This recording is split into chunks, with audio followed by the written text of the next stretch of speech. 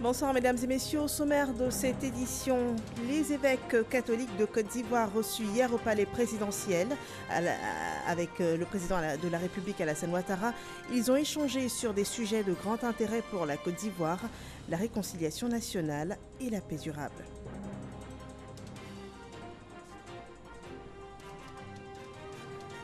Dans l'actualité de ce jeudi, les acteurs mondiaux du tourisme sont à Abidjan pour prendre part au premier forum mondial sur l'investissement touristique en Afrique. Il s'agira de penser la stratégie de mutualisation des ressources et initiatives afin de booster l'activité touristique sur le continent. Les travaux d'ouverture de ce forum ont été présidés par Daniel Kablan-Duncan, le vice-président de la République. Et également ce jeudi, le Premier ministre Amadou Gon Coulibaly animait une conférence de presse, une session d'information sur le plan d'action gouvernemental de l'année 2020. Amadou Gon Coulibaly est revenu sur le bilan des actions engagées et a énoncé les grands défis du gouvernement pour l'épanouissement des populations ivoiriennes.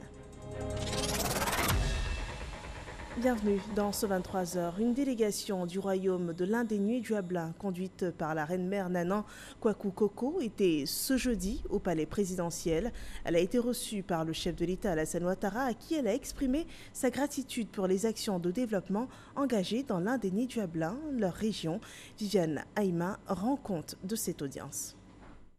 C'est une délégation de la cour royale du Djouablin, forte d'une dizaine de membres, avec à sa tête la reine-mère Nanan Kwaku Koko, qui a été reçue en fin d'après-midi ce jeudi 20 février au palais présidentiel par le chef de l'État, le président Alassane Ouattara. Le chef de l'État avait à ses côtés, outre le vice-président Daniel Kablan-Duncan, les ministres Pascal Kwaku Abinan et Siandou Fofana, tous deux fils de l'Indénié Djouablin. Au sortir de sa rencontre avec le chef de l'État, la délégation de la cour royale du Djouablin a expliqué à la presse le sens de sa démarche. Nous sommes venus voir le président pour lui dire d'abord un grand merci pour tout ce qu'il a fait pour le peuple djouablin et à travers la reine-mère et les chefs de village. C'est pour cela que nous sommes venus ce soir pour lui dire grand merci parce qu'il a beaucoup fait pour le peuple djouablin. Et Abé, et Abé. Voilà, l'infrastructure, nous a donné des ministres. Donc vraiment, nous sommes venus vraiment pour le remercier. Parce qu'il faut être reconnaissant. Si quelqu'un fait quelque chose pour toi, il faut être à mesure de pouvoir le remercier. C'est pour ça que nous sommes venus ce soir. On note que le royaume du Djouablin a son siège à Nibilekro, qui est un département de la région de l'Indénié Djouablin. Le président de la République recevait hier les évêques catholiques de Côte d'Ivoire. La délégation conduite par le cardinal Jean-Pierre Coutois porte le fardeau de l'union et de la paix durable dans le pays. Et de ce fait, la réconciliation et la paix étaient les maîtres mots de leurs échanges avec le président de la République. Voici le témoignage de Jérôme Kofi Aboula. Des évêques, ils le sont tous et appartenant à la conférence dite conférence des évêques catholiques de Côte d'Ivoire. Ce mercredi, ils se sont rendus au palais présidentiel à la rencontre du président de la République, Alassane Ouattara. Il s'agit pour eux de s'offrir un temps d'échange avec le chef de l'État sur un certain nombre de sujets relatifs à la marche de la nation, notamment la question de la réconciliation pour laquelle le président de la République et le gouvernement travaillent sans cesse. Les évêques se sont retrouvés avec le président de la République en ce 19 février 2020 pour échanger avec lui, d'abord pour le saluer et échanger avec lui sur la marche du pays, particulièrement autour des questions concernant la réconciliation de tous les Ivoiriens. C'est essentiellement ce qui a fait l'objet de la rencontre avec le président de la République, parce que les évêques sont très sensibles à la réconciliation, étant eux-mêmes des ministres ordonnés pour la réconciliation.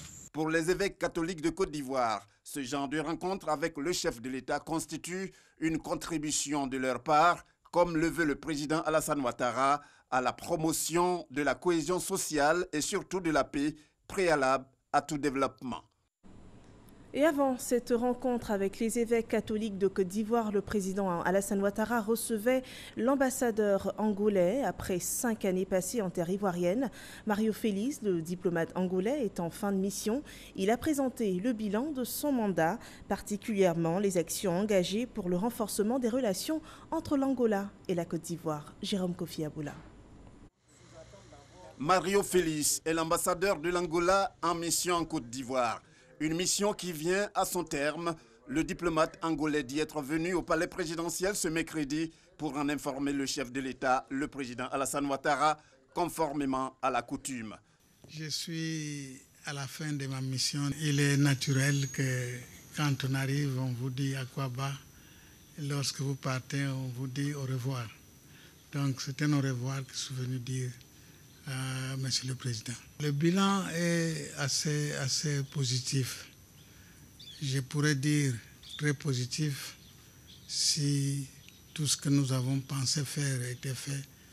Mais toujours est-il que quelque chose a été fait et ceux qui vont continuer à mener la mission que j'ai menée ici vont certainement parfaire ce que j'ai fait. Pour les 5 années passées en Côte d'Ivoire, Mario Félix affirme avoir vécu un agréable moment sur le sol ivoirien, ce qui pour lui traduit la qualité des relations toujours exemplaires entre la Côte d'Ivoire et l'Angola. Voilà une mission qui se termine sur un bilan plutôt positif. L'Afrique a besoin de plus d'investissements pour son espace et sa mosaïque de culture. Ce sont les mots du secrétaire général de l'Organisation mondiale du tourisme à l'ouverture ce jeudi matin à Abidjan du premier forum mondial sur l'investissement touristique en Afrique. Ce forum a pour objectif de mutualiser les ressources et initiatives afin de booster l'activité touristique sur le continent africain. Les assises ont démarré sous la présidence du vice-président de la République, Daniel Kalbodankan. Mahama Traoré revient sur la cérémonie d'ouverture. Une végétation abondante, abritant des espèces animales aussi variées que rares, sans compter les sites balnéaires et historiques du nord comme au sud du continent. Malgré ce potentiel avéré, l'Afrique peine à tirer profit du tourisme. Le tourisme occupe un taux de croissance moyen des arrivées de l'ordre de 7% sur la période de 2000 à 2018, atteignant 1,400 milliards de touristes internationaux en 2018. L'Afrique, quant à elle, ne compte que seulement 5% des arrivées internationales, soit autour de 63 millions de touristes. Si l'offre touristique africaine veut améliorer ses 5% de recettes mondiales, il lui faudra investir, d'où ce premier forum mondial sur l'investissement touristique en Afrique organisé par l'OMT, l'Organisation mondiale du tourisme. Le forum réunit les porteurs de projets et les bailleurs de fonds. Il vise aussi à échanger sur les défis qui touchent le tourisme africain. Le développement du secteur reste freiné par de nombreux goulots d'étranglement, notamment le faible niveau des investissements dans le secteur caractérisé par la faiblesse des infrastructures touristiques, la faible visibilité de nos destinations sur les marchés émetteurs de tourisme, l'insécurité grandissante qui anéantit les efforts de promotion consentis par nos États et les opérateurs du secteur, la desserte aérienne internationale et continentale insuffisante et excessivement chère, la faible qualité des produits et services touristiques très souvent liés à une absence de formation aux métiers dans le secteur. Cette année, le secteur touristique mondial prévoit un taux de croissance de 3 à 4%. Cette tendance devrait se maintenir dans les années à venir. L'Afrique a donc sa place à prendre, selon le vice-président de la République. En ce qui concerne l'emploi, environ 8 millions de nouveaux emplois pourraient être créés dans ce secteur au cours des 10 prochaines années sur le continent. Ce secteur d'activité détient incontestablement un immense potentiel pour ouvrir des perspectives de développement à long terme en Afrique, à condition d'assurer bien sûr et maintenir une bonne gouvernance, à condition également de créer l'environnement de sécurité et de paix nécessaire, car nous savons tous, la paix est un préalable à tout développement durable. En matière d'investissement, la Côte d'Ivoire mise sur sa nouvelle stratégie de promotion touristique dénommée Sublime Côte d'Ivoire, chiffrée à 3 200 milliards de francs CFA, Ce projet enregistre déjà plus de 7 000 milliards de francs CFA d'intention d'investissement de la part des partenaires financiers. Parlons à présent de cet autre événement. De ce jeudi, la presse de Côte d'Ivoire était conviée ce matin à l'auditorium de la primature où le Premier ministre y a animé une conférence de presse. Amadou Gon Coulibaly s'est exprimé sur tous les aspects de la vie de la nation. Pour ce qui est de l'actualité politique, il a appelé les acteurs politiques à la responsabilité car, pour reprendre son propos, il n'existe aucune alternative à la nécessité de se mettre à l'œuvre pour consolider la paix et la cohésion sociale. Amadou Gon Coulibaly s'est aussi exprimé sur le procès en appel à la haie de l'ancien chef d'État Laurent Gbagbo et de Charles Blé Goudé. Gabriel Zani. Plus d'efforts au niveau sanitaire et sécuritaire, le tout doublé d'une gestion rigoureuse des finances publiques et d'une accélération des projets sociaux, c'est la priorité du Premier ministre de son gouvernement. Mais ce serait rien oublier le climat politique. Amadou Gon Coulibaly appelle donc à la responsabilité de tous les acteurs politiques. Il n'existe aucune alternative à la nécessité de tout mettre en œuvre pour consolider la paix et la cohésion sociale. Les enjeux politiques ne seront en aucun cas un obstacle à la construction de notre pays. Je voudrais en appeler à nouveau au sens de la responsabilité de chacun pour la tenue d'élections libres, transparentes et apaisées. Pour le Premier ministre, le dialogue politique a des points d'accord non négligeables. J'ai procédé le lundi 17 février dernier à la clôture des discussions qui ont permis de dégager des points de convergence sur le parrainage citoyen, le relèvement de la caution pour les élections présidentielles, l'abaissement du taux de suffrage exprimé pour le remboursement de la caution et la prise de dispositions mettant fin à la transhumance des électeurs. Bien entendu, nous avons également enregistré des points de divergence et des recommandations communes pour une bonne organisation du scrutin. Ces points peuvent faire avancer les débats. Les défis politiques actuels ne doivent pas prévaloir sur la tenue de la présidentielle d'octobre, encore moins les questions de justice. En cela, le procès en appel de Laurent Gbagbo et de Charles Blé Goudé à la haie, le mandat d'arrêt émis contre Diom Soro ne requiert nullement l'avis de l'État ivoirien, selon le Premier ministre. La Côte d'Ivoire, qui est le pays où s'est commis tous ces crimes, ne peut pas être absent au procès. C'est une question de justice.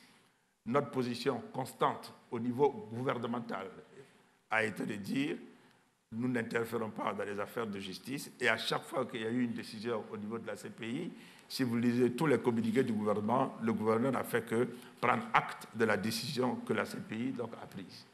À la question de savoir si Amadou Gon Coulibaly est candidat à la présidentielle, il répond. Le président de la République a indiqué que le comité politique du RHDP se réunira bientôt sous sa présidence pour définir les modalités, le calendrier de désignation du candidat du RHDP à l'élection présidentielle. En tant que Premier ministre, je peux vous dire que j'ai beaucoup de boulot.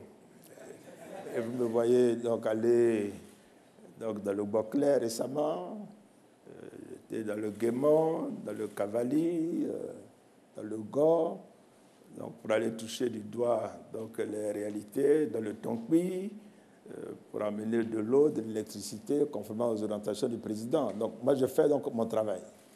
Une conférence de presse aux allures de bilan pour rappeler à l'équipe gouvernementale de fournir plus d'efforts. La politique économique du pays était aussi sur la liste des points abordés par le Premier ministre lors de cette conférence. La croissance économique, la dette intérieure, la problématique des PME et l'environnement des affaires. Voilà autant de sujets abordés par le chef du gouvernement, Amadou Gon Coulibaly. L'aspect économique de cette conférence est résumé pour vous par Cheikh Koné. Croissance économique, dette intérieure, marché financier, secteur agricole, environnement des affaires et soutien aux petites et moyennes entreprises. Voilà les 6 sous-thèmes clés qui ont constitué l'essentiel des questions d'ordre économique abordées par le chef du gouvernement. Depuis 2012, le taux de croissance est régulièrement maintenu à plus de 8%, même si l'année dernière, nous avons eu un taux de croissance de 7,5%. Il est actuellement l'un des plus élevés au monde, véritable témoin de la vitalité de notre économie. C'est un Amadou Gon Coulibaly alerte, concis et précis, qui s'est prêté aux questions des journalistes. Sur la question de la dette intérieure, le Premier ministre est voulu clair. À ce jour, l'encours de la dette intérieure est estimé à 272 milliards de francs CFA, avec une maturité de 30 jours sur un stock de 85 milliards de francs CFA, 60 jours pour un stock de 143 milliards de francs CFA et 90 jours pour un stock de 43 milliards de francs CFA. Le Premier ministre a saisi l'occasion pour interpeller tous les acteurs dans la commande publique au respect de la rigueur budgétaire. Je vais lancer un appel aux opérateurs privés, mais en même temps à mes collègues membres du gouvernement. S'il n'y a pas une ligne budgétaire et que quelques démembrements de l'État veuillent contracter avec vous, je parle aux opérateurs privés, dites non, parce que pour chaque marché, pour chaque dépense, il faut que vous exigiez qu'il y ait une ligne budgétaire que l'on vous montre, le marché doit le comporter. C'est la ligne budgétaire qui permettra de pouvoir demain, par un engagement, arriver à un paiement. Pour ce qui est des levées de fonds sur les marchés financiers régionaux et internationaux, Amadou Gon Coulibaly a partagé la vision du gouvernement pour l'exercice 2020. C'est 1 200 milliards de francs CFA que nous devons lever sur le marché sous-régional et sur ce que nous devons lever au plan international, je crois que la part eurobond est de 230 milliards de francs CFA. S'agissant de l'éclosion des champions nationaux dans le tissu économique local, Amadou Gon a fait l'annonce de bonnes nouvelles pour le secteur privé. Mais nous avons travaillé avec le patronat et sur une liste d'entreprises dans différents secteurs que le patronat considère méritant d'être soutenus. Le délai que nous nous sommes fixés, puisque c'est votre question, c'est qu'au cours du premier semestre de l'année 2020, nous nous accordions avec le patronat, que nous accordions exactement sur ce que l'État de Côte d'Ivoire doit faire pour les accompagner. À ce projet, le Premier ministre a rappelé que tout est mis en œuvre pour soutenir les PME locales. Un engagement matérialisé par un relèvement de la participation des PME locales dans la commande publique, passé de 20 à 40%. D'autres sujets d'ordre économique ont été abordés, notamment les dispositions prises pour éviter la fuite de l'anacarde ivoirien dans les pays voisins, mais également les réformes structurelles pour une amélioration significative du climat des affaires. Dans l'ensemble, l'économie ivoirienne se porte bien, a rassuré Amadou Gon Coulibaly.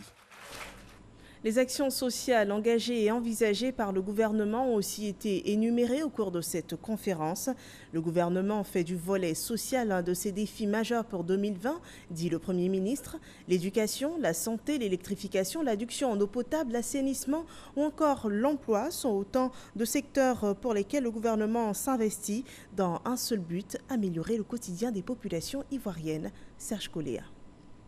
Le social, toujours au cœur de l'action gouvernementale. Cette directive du président de la République continue de rythmer les initiatives et programmes d'activité mis en œuvre par le Premier ministre et son gouvernement. Le gouvernement devra poursuivre ses efforts dans tous les domaines de l'action sociale.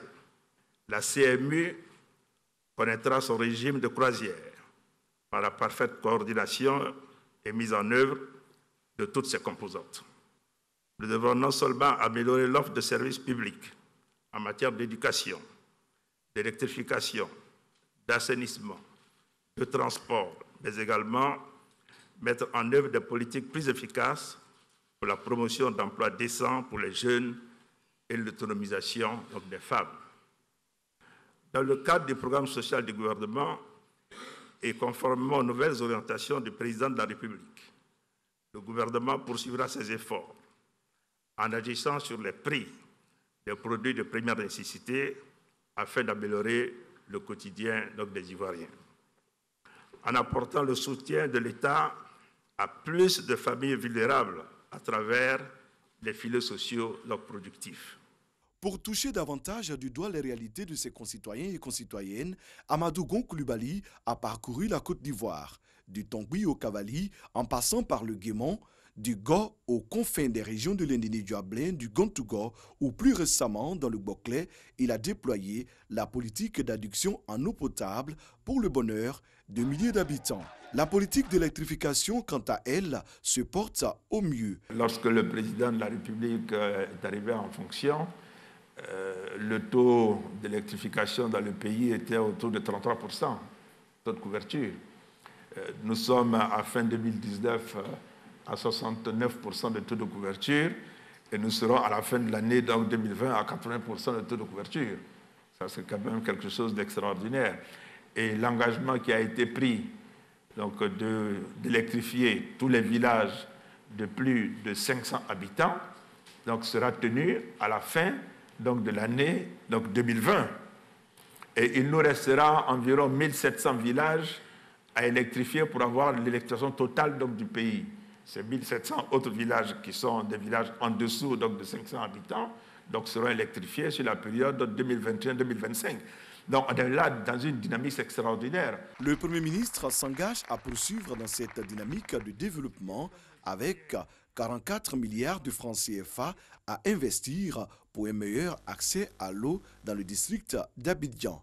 Amadou Gon Coulibaly, à travers toutes ces actions de développement, entend entretenir l'espoir d'une Côte d'Ivoire qui va de succès en succès.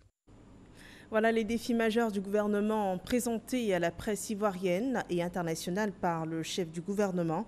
Face à lui, ce jeudi, 64 médias étaient représentés à ce rendez-vous de grande information. Adama Koné, dans l'élément qui va suivre, vous propose une vue générale de cette rencontre. On regarde. L'exercice est devenu une tradition. Donner aux journalistes des informations de première main sur l'action du gouvernement et livrer les projections sur l'avenir de la Côte d'Ivoire. Ce jeudi 20 février, c'est à 11h que le Premier ministre Amadou Gon Coulibaly fait son entrée à l'auditorium de la primature. Il a rendez-vous avec 96 journalistes venant de 64 médias nationaux et internationaux. Mais dans la salle également, des ministres, des responsables de sociétés, des représentants d'institutions internationales et des ambassadeurs, entre autres. En 14 minutes, Amadou Gon Coulibaly dresse le tableau de l'action gouvernementale. Il insiste sur 4 défis. La paix et la sécurité, la poursuite des projets en cours, la poursuite de la gestion rigoureuse des finances publiques et l'amélioration du climat des affaires. Petit intermède vidéo après son intervention, liminaire, puis place à la série de questions-réponses. Au total, 12 journalistes évoquent tour à tour leurs préoccupations. L'échange dure 1h30. Le Premier ministre reste fidèle à l'esprit d'ouverture et apporte sans faux fuyant les réponses aux questions. Au bout de 2 heures de conférence, Amadou Gon Coulibaly, le cœur léger, partage un sentiment fort. Ce que je sens, c'est que partout où je suis passé, je suis allé dans le Tongui. Mabri peut le témoigner. Nous avons tourné dans des villages et partout.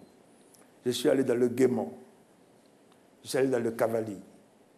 Je suis allé dans le Gor, à Oumé, à Gagnoa. J'ai rencontré les chefs traditionnels. Je viens du Boclé.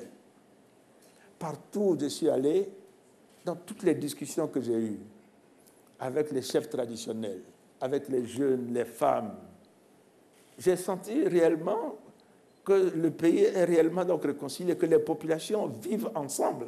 C'est une réalité du vécu quotidien dans le pays. C'est au niveau des hommes politiques que nous devons tout faire pour gérer donc le langage, pour ne pas avoir des messages donc de haine, des messages qui opposent des populations donc aux autres. Aller sur le terrain aussi pour écouter, voir, sortir de tout ce que les journaux écrivent, de tout ce qui est sur les réseaux sociaux, et puis vivre avec la population, le réel, ce que les gens vivent, c'est quelque chose d'absolument instructif. Et moi, je souhaite que beaucoup de personnes aillent comme ça à l'intérieur pour aller voir la réalité du vécu quotidien donc, des Ivoiriens.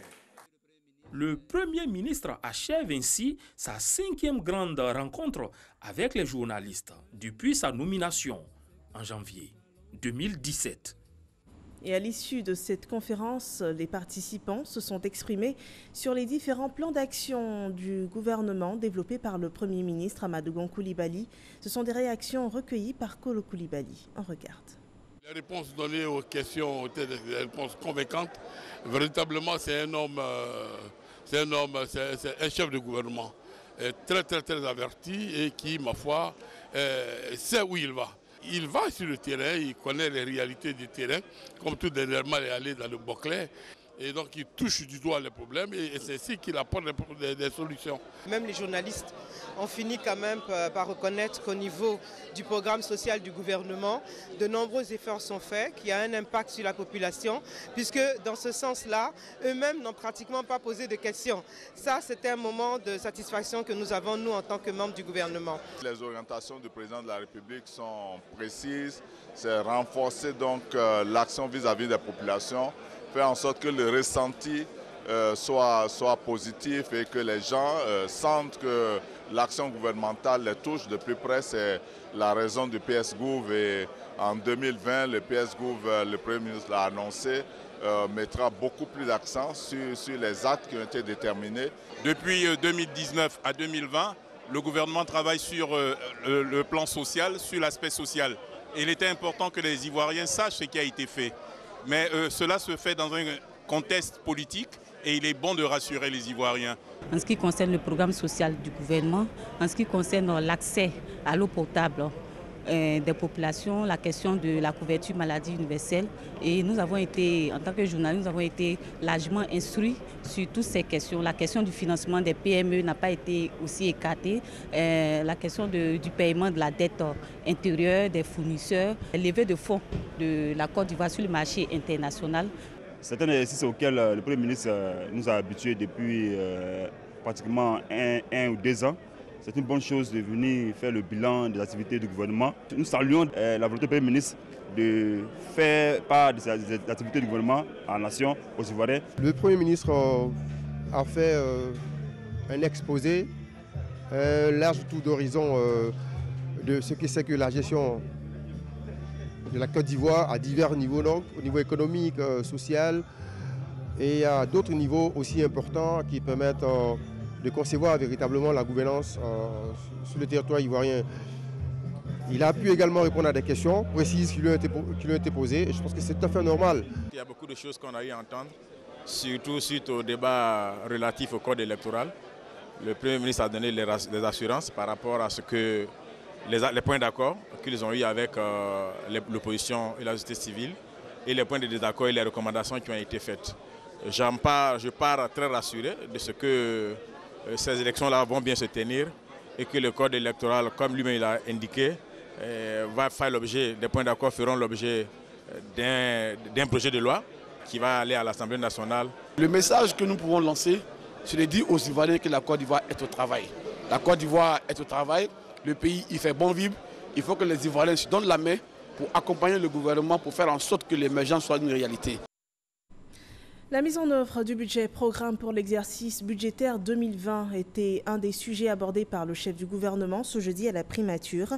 Le sujet a été aussi abordé à Yamoussoukro par les acteurs de la finance publique qui ont établi les enjeux et défis du premier exercice de ce nouveau mode de gestion des ressources budgétaires. Le ministère auprès du Premier ministre chargé du budget et du portefeuille de l'État à travers sa direction générale en charge du budget et des finances a fait le point de ce premier exercice, cette grande première en Côte d'Ivoire qui vise à assainir les finances publiques. Le reportage de Kader Sogodogo vous sera proposé au cours de nos prochaines éditions. Le monde célébrera le 8 mars prochain la journée internationale des droits de la femme. En Côte d'Ivoire, cette journée sera célébrée le 7 mars prochain sur le thème « La promotion de la femme, un atout pour une paix durable en Côte d'Ivoire ». Et ce jeudi 20 février a été lancée officiellement la célébration de cette journée en Côte d'Ivoire par le ministère de la Femme, de la Famille et de l'Enfant. Le compte-rendu de Sephora Zegui. Vous cherchez une paix durable, sincère, adressez-vous à la femme. elle saura la trouver. Le thème de la 29e édition de la Journée internationale de la femme traduit dans toute sa signification et sa portée. La ministre de la Femme, de la Famille et de l'Enfant a donné le sens des festivités marquant cette célébration. Ramata Libakayoko rappelle aux femmes qu'elles ont un rôle important à jouer dans la consolidation de la paix en Côte d'Ivoire ou leur contribution au développement national et durable.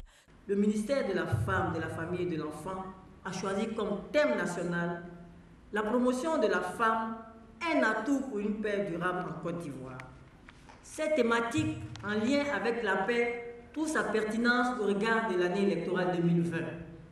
Elle se conçoit dès lors comme un appel à toutes et à tous à préserver cette paix qui est comme une seconde religion en Côte d'Ivoire, selon les propres termes de feu le président Félix Houphouët-Boigny, le père de la Côte d'Ivoire moderne.